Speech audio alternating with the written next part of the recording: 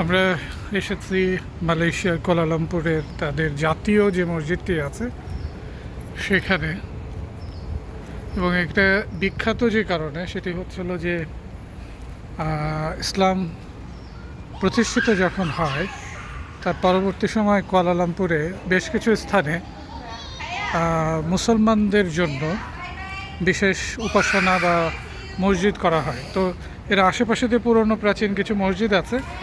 পরবর্তীতে এটিকে এশিয়ার সর্ববৃহৎ মসজিদ হিসাবে প্রতিষ্ঠা করার জন্য উদ্যোগ গ্রহণ করে, এবং এটা ইসলামিক যে সংস্কৃতি ও কালচার সেটাকে আরও বেশি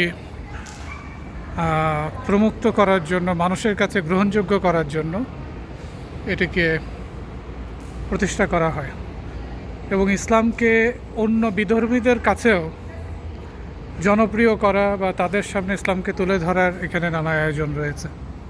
এটা চমৎকার।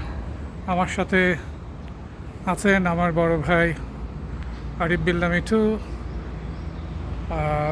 তিনি একজন ইসলামিক চিন্তাবিদ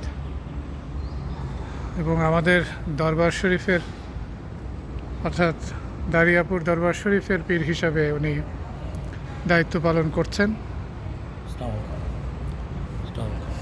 তোমার অনুভূতি বা যে ইসলাম চর্চায় ইসলামিক সংস্কৃতির যে একটি মনোভাব বা এর যে প্রকাশ, এ সম্পর্কে মানে কি মনে হয়?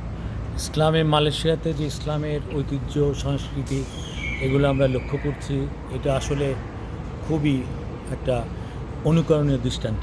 বিশেষ করে এই যে মসজিদটা আসলাম, এখানে যে একটা অপূর্ব স্থাপত্য শৈলী এবং এখানকার যে পরিবেশ, এটা ইসলামী চর্চার জন্য, একান্ত এলমে মারেফত চর্চার জন্য খুবই একটা আকর্ষণীয় স্থান।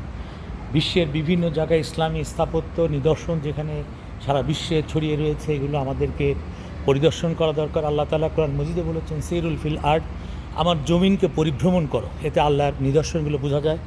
আপনারা যারা সুযোগ পাবেন তারা মালয়েশিয়া, সৌদি আরব, মিশর, যেখানে ইসলামের যত নিদর্শন আছে আমরা যদি দেখি, আমাদের ইসলামের প্রতি, আল্লাহর প্রতি মহব্বত, ভালোবাসা, রাসূলুল্লাহ সাল্লাল্লাহু আলাইহি ওয়াসাল্লামের যে আদর্শ, সেগুলো আমরা অনুধাবন করতে পারবো। আল্লাহ আমাদের তৌফিক দান করি। আসসালামু আলাইকুম ওয়া রাহমাতুল্লাহ। এটির মূল যে কমপ্লেক্সটা, তার পেছনে ট্যুরিস্টদের জন্য যে কোনো ধর্মের মানুষই এই মসজিদে প্রবেশ করতে পারে, তবে মূল যে জায়গাটি আছে অর্থাৎ নামাজ পড়া, সেখানে বেধর্মীরা প্রবেশ করতে পারে না। এটা চমৎকার একটি, আমার মনে হয় এখানে প্রায় 20-25 হাজার মানুষ নামাজ পড়তে পারে।